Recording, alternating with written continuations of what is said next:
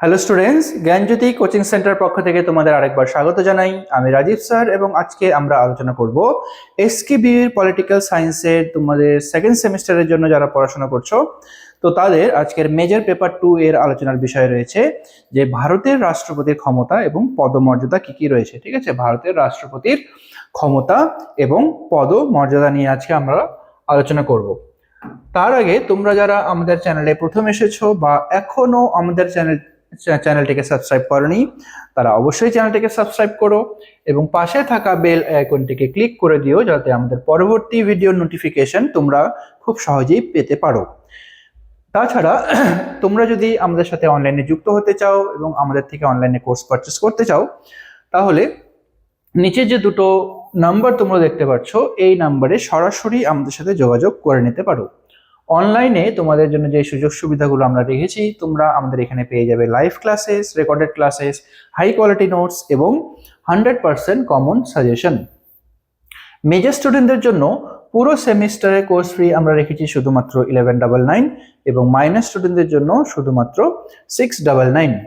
এছাড়া Google play স্টোরে পিস্টিকল education বলে আমাদের একটা অ্যাপ্লিকেশন রয়েছে, তো এই অ্যাপ্লিকেশনটা ডাউনলোড করেও তোমরা আমাদের সাথে যুক্ত হতে পারবে এবং সেই অ্যাপের মাধ্যমে তোমরা কোর্সগুলোকে অ্যাক্সেস করতে পারবে।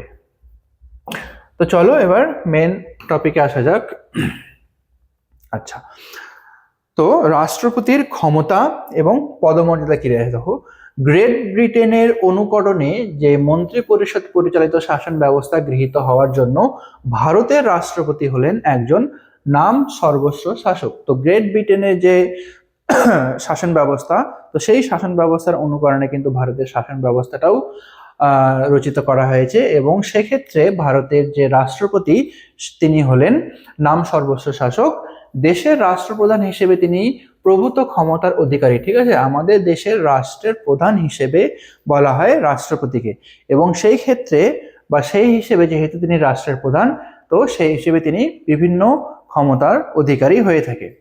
ভারতীয় শাসন ব্যবস্থায় রাষ্ট্রপতির ক্ষমতা এবং পদমর্যাদা বা কার্যাবলীকে বেশ কয়েকটি ভাগে আমরা আলোচনা করতে পারি। তো প্রথম যেই ক্ষমতাটা হলো সেটা হলো শাসন সংক্রান্ত ক্ষমতা। ঠিক আছে, তো এখানে রাষ্ট্রপতির শাসন সংক্রান্ত ক্ষমতা প্রথমটা যেটা রয়েছে যে ভারতের প্রধানমন্ত্রীকে নিয়োগ করেন এবং তার পরামর্শ অনুযায়ী অন্যান্য মন্ত্রীদের নিয়োগ করে থাকেন। তো ভারতের যে রাষ্ট্রপতি রয়েছে, তো তিনি সবার প্রথমে আমাদের প্রধানমন্ত্রীকে নিয়োগ করেন এবং প্রধানমন্ত্রীর পরামর্শ অনুসারে রাষ্ট্রপতি মন্ত্রী পরিষদের বাকি যে মন্ত্রীগুলো রয়েছে তাদেরকে তিনি নিয়োগ করেন। এটা হলো প্রথম।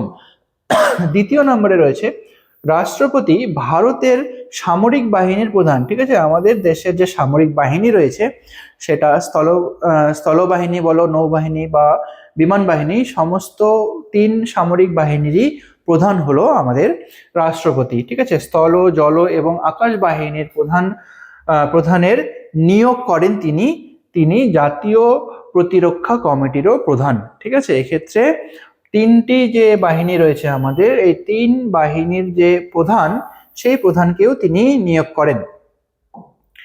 আচ্ছা, এরপরে যে রয়েছে সেটা হলো অর্থ সংক্রান্ত ক্ষমতা। প্রথমে হলো শাসন সংক্রান্ত, এটা হবে দ্বিতীয় নাম্বার। ঠিক আছে, দ্বিতীয় নাম্বারে হলো শাসন সংক্রান্ত ক্ষমতা,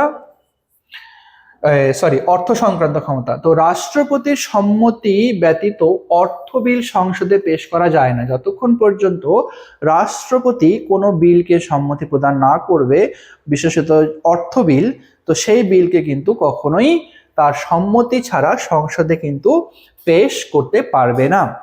আচ্ছা, কোনো অর্থ বিলকে এবং সংবিধান সংশোধনী বিলকেও তিনি পুনর্বিবেচনার জন্য ফেরত পাঠাতে পারে না। তাছাড়া রাষ্ট্রপতি 5 বছর অন্তর অর্থ কমিশন গঠন করেন। ঠিক আছে, প্রত্যেক 5 বছর অন্তর অন্তর কিন্তু রাষ্ট্রপতি অর্থ কমিশন গঠন করে এবং মূলত কেন্দ্রীয় অর্থমন্ত্রী রাষ্ট্রপতির তরফে সরকারের আয় ব্যয়ের হিসাব বা বাজেট পার্লামেন্টের কাছে পেশ করে থাকে। তো প্রত্যেক 5 বছর অন্তর অন্তর এখানে অর্থ বাজেট তৈরি করা হয় এবং সেইটাই তৈরি হয় কিন্তু রাষ্ট্রপতির অনুমোদনে। আচ্ছা, তারপরে কি রয়েছে বিচার সংক্রান্ত ক্ষমতা।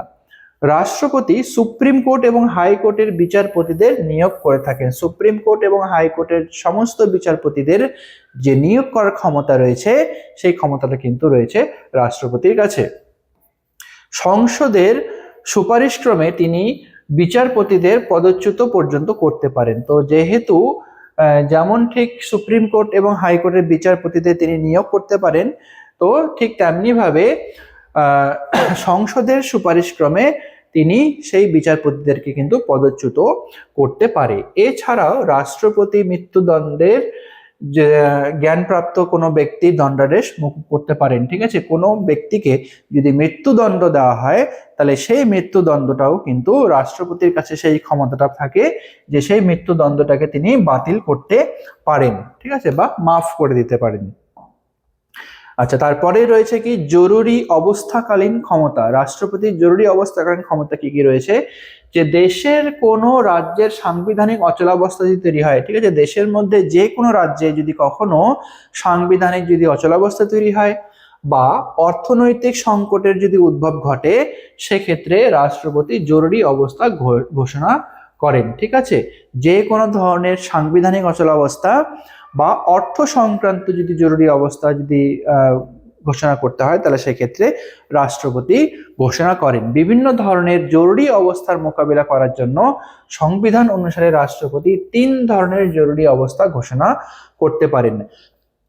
পরিশেষে উপরোক্ত ক্ষমতা এবং কার্যাবলীর পরিপ্রেক্ষিতে বলা যায় যে ভারতের রাষ্ট্রপতি প্রকৃত শাসক না হলেও তিনি দেশবাসীর আশা আকাঙ্ক্ষা এবং জাতীয় ঐক্যের প্রতীক হিসেবে সকলের কাছে কিন্তু গণ্য হন। ঠিক আছে, প্রকৃতি শাসক না হলেও কিন্তু দেশবাসী যে রয়েছে দেশবাসীরা তারা কিন্তু সেই রাষ্ট্রপতির উপরে অনেকটাই আশা আকাঙ্ক্ষা রাখে এবং জাতীয় ঐক্যের প্রতীক হিসেবে সকলেই রাষ্ট্রপতিকে কিন্তু মান্য করে থাকেন। ঠিক আছে, আচ্ছা, তারপরে কি রাষ্ট্রপতির পদমর্যাদা কি রয়েছে ভারতের রাষ্ট্রপতির পদমর্যাদা। ভারতীয় সংবিধানে রাষ্ট্রপতির পদমর্যাদা সম্পর্কে বিস্তারিত ব্যাখ্যা কিন্তু এখনো ঠিকভাবে নেই। ঠিক আছে, তাই এই বিষয়ে তীব্র মতনৈক্যের সৃষ্টি হয়েছে। বিভিন্ন রাষ্ট্রবিজ্ঞানীদের মধ্যে আলাদা আলাদা মত পার্থক্য দেখা দেয়। এক শ্রেণীর সংবিধান বিশেষজ্ঞ তত্ত্বগতভাবে তিনি বলেন যে রাষ্ট্রপতি হলেন দেশের প্রকৃত শাসক প্রধান। ঠিক আছে, এক ধরনের বিজ্ঞানীরা রাষ্ট্রপতিকেই দেশের প্রকৃত শাসক বলে বিবেচিত করেছেন।